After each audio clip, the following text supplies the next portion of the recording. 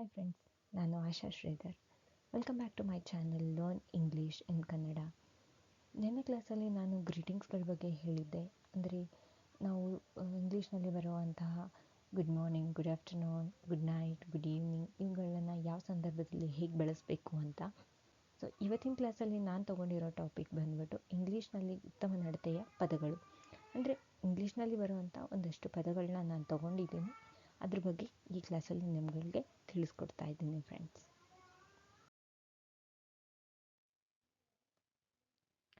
ಬನ್ನಿ ಫ್ರೆಂಡ್ಸ್, ಈ ಕ್ಲಾಸಲ್ಲಿ ನಾನು ಉತ್ತಮ ನಡತೆಯ ಪದಗಳು ಅಂತ ಒಂದಷ್ಟು ಪದಗಳನ್ನ ತೊಗೊಂಡಿದ್ದೀನಿ. ಅದರಲ್ಲಿ ಪ್ಲೀಸ್ ಅನ್ನೋ ಒಂದು ವರ್ಡನ್ನು ಮೊದಲನೇದಾಗಿ ನಾನು ತೊಗೊಳ್ತಾ ಇದ್ದೀನಿ. ಸೊ ಪ್ಲೀಸ್ ಅಂದರೆ ದಯವಿಟ್ಟು ಅಂತ ಕನ್ನಡದಲ್ಲಿ ಅರ್ಥ ಬರುತ್ತೆ ಫ್ರೆಂಡ್ಸ್.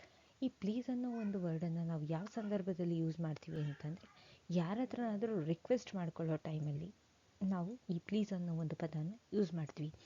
ನಿಮಗೆ ಉದಾಹರಣೆಗೆ ಹೇಳಬೇಕು ಅಂತ ಅಂದರೆ, ನಾವು ಯಾವುದಾದ್ರೂ ಒಂದು ಕ್ಲಾಸ್ ರೂಮ್ ಒಳಗಡೆ ಹೋಗಬೇಕು ಅಥವಾ ಯಾವುದೋ ಒಂದು ಆಫೀಸ್ ರೂಮ್ಗೆ ಹೋಗಬೇಕು. ಆ ಟೈಮಲ್ಲಿ ಪರ್ಮಿಷನ್ನ ಕೇಳಬೇಕಾದ್ರೆ ನಾವೇನು ಮಾಡ್ತೀವಿ, may I come in please ಅಂತ ಕೇಳಬೇಕು friends. So may I come in please ಅಂತಂದರೆ ನಾನು ಒಳಗೆ ಬರಬಹುದೇ ಅಂತ ಒಂದು ಅರ್ಥ ಬರುತ್ತೆ. ಅದೇ ರೀತಿ ಅವ್ರೇನು ಉತ್ತರ ಕೊಡ್ತಾರೆ ಅಂತಂದರೆ, ಎಸ್ ಪ್ಲೀಸ್ ಕಮ್ ಇನ್ ಅಂತ ಹೇಳ್ತಾರೆ. ಎಸ್ ಪ್ಲೀಸ್ ಕಮ್ ಇನ್ ಅಂತಂದರೆ ಹೌದು, ನೀವು ಒಳಗಡೆ ಬರಬಹುದು ಅಂತ. ಅದೇ ರೀತಿ ನಾವು ಯಾರಿಗಾದ್ರೂ ಬೇರೆಯವರ ಮುಖಾಂತರ ಕ್ಷಮೆ ಕೇಳಬೇಕು ಅಂದರೆ, ಅಥವಾ ಯಾವುದಾದ್ರೂ ಬೇರೆಯವರ ಮುಖಾಂತರ ವಿಶ್ವಾಸನ ತಿಳಿಸ್ಬೇಕು ಅಂದಾಗ, ಸೊ ನಾವೇನು ಹೇಳ್ತೀವಿ, ಪ್ಲೀಸ್ ಕನ್ವೆ ಮೈ ಅಪಾಲಜೀಸ್ ಅಂತ ಹೇಳಬೇಕು friends. Please convey my apologies ಅಂತಂದರೆ ನನ್ನ ಪರ ಕ್ಷಮೆ ಕೇಳಿ ಅಂತ. ಅಥವಾ ವಿಶ್ವಾಸನ ಹೇಳಬೇಕು ಅಂದರೆ ಪ್ಲೀಸ್ ಕನ್ವೆ ಮೈ ವಿಶಸ್ ಅಂತ ಕೂಡ ಹೇಳ್ತೀವಿ. ಇದೇ ರೀತಿ ನಾವು ಥ್ಯಾಂಕ್ ಯು, ಥ್ಯಾಂಕ್ಸ್ ಅನ್ನೋ ಒಂದು ವರ್ಡನ್ನು ತಗೋತೀನಿ ಫ್ರೆಂಡ್ಸ್. ನೆಕ್ಸ್ಟು, ಸೊ ಥ್ಯಾಂಕ್ಸ್ ಅಂತ ಅಂದರೆ ಧನ್ಯವಾದಗಳು. ಅಂದರೆ ಒಂದು ಕೃತಜ್ಞತೆ ಪೂರ್ವಕವಾಗಿ ನಾವು ಏನಂತ ಕರಿತೀವಿ ಇಂಗ್ಲೀಷ್ನಲ್ಲಿ ಅಂದರೆ ಥ್ಯಾಂಕ್ ಯು ಅಥವಾ ಥ್ಯಾಂಕ್ಸ್ ಅಂತ ಯೂಸ್ ಮಾಡ್ತೀವಿ ಫ್ರೆಂಡ್. ಈ ಥ್ಯಾಂಕ್ ಯು ಅನ್ನೋದನ್ನು ನಾವು ಯಾವಾಗ ಯೂಸ್ ಮಾಡ್ತೀವಿ ಅಂದರೆ, ಯಾರಿಂದನಾದರೂ ಏನನ್ನಾದರೂ ಸಹಾಯನ ಪಡ್ಕೊಂಡಾಗ ನಾವು ಈ ಥ್ಯಾಂಕ್ಸ್ ಅನ್ನೋದನ್ನು ಅವ್ರಿಗೆ ಹೇಳ್ತೀವಿ. ಅಂದರೆ ಧನ್ಯವಾದವನ್ನು ನಾವು ಹೇಳಬೇಕಾದಾಗ ಇಂಗ್ಲೀಷ್ನಲ್ಲಿ ಥ್ಯಾಂಕ್ ಯು ಅಥವಾ ಥ್ಯಾಂಕ್ಸ್ ಅಂತ ನಾವು ಅದನ್ನು ಯೂಸ್ ಮಾಡ್ಬೋದು ಫ್ರೆಂಡ್ಸ್. ಅದೇ ರೀತಿ ನಾವು ಪರವಾಗಿಲ್ಲ ಅನ್ನೋ ಒಂದು ಪದಕ್ಕೆ ನೋ ಥ್ಯಾಂಕ್ಸ್ ಅಂತ ಕೂಡ ಯೂಸ್ ಮಾಡ್ಬೋದು ಫ್ರೆಂಡ್ಸ್. ಇನ್ನು ನೆಕ್ಸ್ಟ್ ವರ್ಡ್ ಯಾವುದು ಅಂತ ಅಂದರೆ ವೆಲ್ಕಮ್ ಅಂತ ಹೇಳ್ತೀವಿ. ಸೊ ವೆಲ್ಕಮ್ ಅಂತ ಅಂದರೆ ಸ್ವಾಗತ ಅಂತ.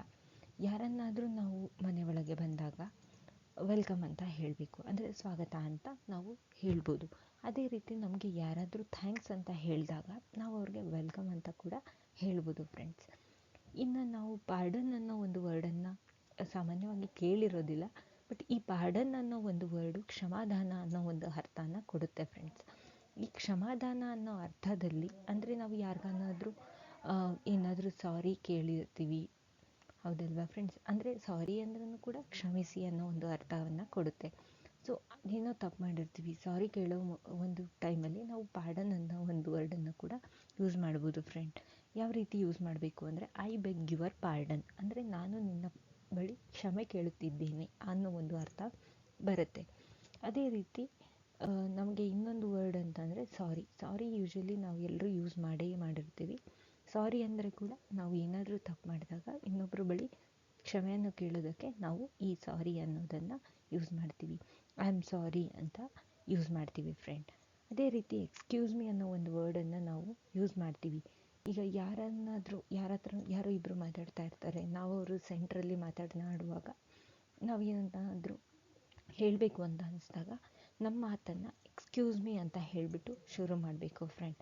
ಅಥವಾ ಪ್ಲೀಸ್ ಎಕ್ಸ್ಕ್ಯೂಸ್ ಮೀ ಅಂತಲೂ ಕೇಳ್ಬೋದು. ಅಂದರೆ ನನ್ನನ್ನು ಕ್ಷಮಿಸಿ ಅಂತ ಕೇಳಿಬಿಟ್ಟು ನಾವು ಮಾತನ್ನು ಮುಂದುವರಿಸ್ಬೋದು ಫ್ರೆಂಡ್ಸ್. ಈ ರೀತಿಯಾಗಿ ನಾವು ಎಕ್ಸ್ಕ್ಯೂಸ್ ಮೀ, ಸಾರಿ, ಪಾರ್ಡನ್ ಅನ್ನೋ ಪದಗಳನ್ನು ಯೂಸ್ ಮಾಡಬೇಕು ಫ್ರೆಂಡ್ಸ್.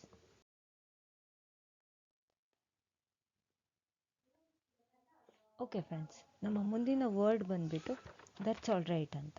ದಟ್ಸ್ ಆಲ್ ರೈಟ್ ಅಂತ ಅಂದರೆ ಅದು ಸರಿ ಅನ್ನೋ ಒಂದು ಅರ್ಥವನ್ನು ಕೊಡುತ್ತೆ. ಸೊ ಇಲ್ಲಿ ನಾವು ಈ ಒಂದು ವರ್ಡನ್ನು ಯಾವಾಗ ಯೂಸ್ ಮಾಡ್ತೀವಿ ಅಂತಂದಾಗ, ಯಾರಾದರೂ ನಮ್ಮ ಹತ್ರ ಸಾರಿ ಕೇಳಿದಾಗ ಅಥವಾ ಥ್ಯಾಂಕ್ಸ್ ಹೇಳಿದಾಗ ನಾವು ಅವ್ರಿಗೆ ಪರವಾಗಿಲ್ಲ ಅಂತ ಹೇಳೋ ಒಂದು ಅರ್ಥದಲ್ಲೂ ಕೂಡ ನಾವು ದಟ್ಸ್ ಆಲ್ ರೈಟ್ ಅನ್ನೋ ಒಂದು ಪದವನ್ನು ಯೂಸ್ ಮಾಡ್ಬೋದಾಗಿದೆ ಫ್ರೆಂಡ್. ಈಗ ಯಾರಾದರೂ ಬಂದುಬಿಟ್ಟು ನಮಗೆ ಐ ಆಮ್ ಸಾರಿ ಅಂತಂದಾಗ ದಟ್ಸ್ ಆಲ್ ರೈಟ್ ಅಂತ ಹೇಳ್ಬೋದು. ದಟ್ಸ್ ಆಲ್ ರೈಟ್ ಅಂತಂದರೆ ಪರವಾಗಿಲ್ಲ ಅಂತ ಹೇಳೋ ಅರ್ಥವನ್ನು ಕೊಡುತ್ತೆ ಫ್ರೆಂಡ್ಸ್. ಅದೇ ರೀತಿ ಅದು ಕೂಡ ಸರಿ ಅನ್ನೋ ಒಂದು ಅರ್ಥವನ್ನು ಕೊಡುತ್ತೆ. ಸೊ ಈಗ ನಮ್ಮ ಮುಂದಿನ ವರ್ಡ್ ಬಂದ್ಬಿಟ್ಟು ಇಟ್ಸ್ ಮೈ ಪ್ಲೆಷರ್ ಅಂತ. ಇಟ್ಸ್ ಮೈ ಪ್ಲೆಷರ್ ಅಂದರೆ ಇದು ನನ್ನ ಸಂತೋಷ ಅಂತ. ಅಂದರೆ ನಾವು ಯಾರಿಗೋ ಒಂದು ಹೆಲ್ಪನ್ನು ಮಾಡಿರ್ತೀವಿ. ಸೊ ಆ ಮೂಮೆಂಟಲ್ಲಿ ಅವ್ರು ಬಂದ್ಬಿಟ್ಟು ಥ್ಯಾಂಕ್ ಯು ಅಂತ ಹೇಳ್ತಾರೆ. ಸೊ ಆಗ ನಾವೇನು ಹೇಳ್ಬೋದು, ಇದು ನನ್ನ ಸಂತೋಷದಿಂದನೇ ಮಾಡಿದ್ದೀನಿ, ಅಂದರೆ ಈ ಕೆಲಸ ನಂಗೆ ಸಂತೋಷ ಕೊಟ್ಟಿದೆ ಅನ್ನೋ ಒಂದು ಅರ್ಥದಲ್ಲಿ ಇಟ್ಸ್ ಮೈ ಪ್ಲೆಷರ್ ಅಂತ ಕೂಡ ನಾವು ಹೇಳ್ಬೋದು ಫ್ರೆಂಡ್ಸ್. ಅದೇ ರೀತಿ ಆಫ್ಟರ್ ಯು ನಿಮ್ಮ ನಂತರ ಅಂತ ಹೇಳ್ತೀವಿ. ನಾವು ಸಾಮಾನ್ಯವಾಗಿ ಹೇಳುವಾಗ ಎಲ್ಲಾದರೂ ಯಾವುದಾದ್ರೂ ಒಂದು ಕ್ಯೂವಲ್ಲೋ ಅಥವಾ ಎಲ್ಲಾದರೂ ಬಸ್ ಸ್ಟ್ಯಾಂಡ್ ಟಿಕೆಟ್ ತೆಗೆಸೋವಂಥ ಟೈಮಲ್ಲಿ ಕ್ಯೂವಲ್ಲಿ ನಿಂತಿರ್ತೀವಿ ಅಂತ ಇಟ್ಕೊಳ್ಳಿ. ಸೊ ಆ ಟೈಮಲ್ಲಿ ನಮಗೆ ಯಾರಾದರೂ ಹಿರಿಯರು ಬಂದ್ಬಿಟ್ಟು ಮುಂದೆ ನಿಂತ್ಕೊಂಡಾಗ ಸೊ ಅವ್ರಿಗೆ ನಾವು ನೀವು ಫಸ್ಟ್ ತೊಗೊಳ್ಳಿ ಅಂತ ಹೇಳ್ತೀವಿ ಅಲ್ವಾ. ಸೊ ಅದನ್ನು ನಾವು ಫಸ್ಟ್ ಯು ಅಂತ ಹೇಳಬಾರ್ದು, ಅದ್ರ ಬದಲು ಆಫ್ಟರ್ ಯು ಅಂತ ಹೇಳಬೇಕು ಫ್ರೆಂಡ್ಸ್. ಆಫ್ಟರ್ ಯು ಅಂತಂದರೆ ನೀವಾದಮೇಲೆ ನಾವು ತೊಗೋತೀವಿ ಅಂತ, ಅಂದರೆ ನಿಮ್ಮ ನಂತರ ಅಂತ ಅರ್ಥ ಬರುತ್ತೆ ಫ್ರೆಂಡ್. ಅದೇ ರೀತಿ ಅಲೋ ಮೀ ಅನ್ನೋ ಒಂದು ವರ್ಡನ್ನು ನಾನು ತಗೊಳ್ತಾ ಇದ್ದೀನಿ. ಸೊ ಅಲೋ ಮೀ ಅಂದರೆ ನನಗೆ ಅನುಮತಿಸು ಅಂತ. ಈಗ ಯಾರಾದರೂ ಮಾತಾಡ್ತಾ ಇರ್ತಾರೆ, ಸೊ ನಮ್ಮ ಹತ್ರ ಮಾತಾಡುವಾಗ ಅವ್ರು ನಮಗೆ ಮಾತಾಡೋಕ್ಕೆ ಬಿಡ್ತಾ ಇರಲ್ಲ, ಅಥವಾ ನಾವು ಯಾವುದಾದ್ರೂ ಒಂದು ಕನ್ವರ್ಸೇಷನ್ ಯಾವುದಾದ್ರೂ ಒಂದು ಮೀಟಿಂಗಲ್ಲಿ ಮಾತಾಡಬೇಕಾಗತ್ತೆ. ಸೊ ಅದು ಆ ಮೂಮೆಂಟಲ್ಲಿ ನಾವು ಅವ್ರಿಗೆ ಅನುಮತಿ ಕೇಳಬೇಕಾಗತ್ತೆ. ಸೊ ಆ ಮೂಮೆಂಟಲ್ಲಿ ನಾವೇನು ಮಾಡ್ಬೋದು, ಅಲೋ ಮೀ ಟು ಸೇ ಅಂದರೆ ನನಗೆ ಹೇಳಲು ಅನುಮತಿ ಕೊಡಿ, ಅಂದರೆ ನನ್ನ ಒಂದು ಒಪಿನಿಯನನ್ನು ನಾನು ಹೇಳಲು ನನಗೆ ಅನುಮತಿ ಕೊಡಿ ಅಂತ ಕೇಳೋದನ್ನು ನಾವೇನಂತ ಹೇಳ್ಬೋದು, ಅಲೋ ಮೀ ಟು ಸೇ ಅಂತ ಹೇಳ್ಬೋದು ಫ್ರೆಂಡ್ಸ್. ಸೊ ಈ ರೀತಿಯಾಗಿ ಈ ಒಂದು ಕೆಲವು ಉತ್ತಮ ನಡತೆಯ ಪದಗಳನ್ನು ನಾನಿವತ್ತು ನಿಮಗೆ ತಿಳಿಸ್ಕೊಟ್ಟಿದ್ದೀನಿ.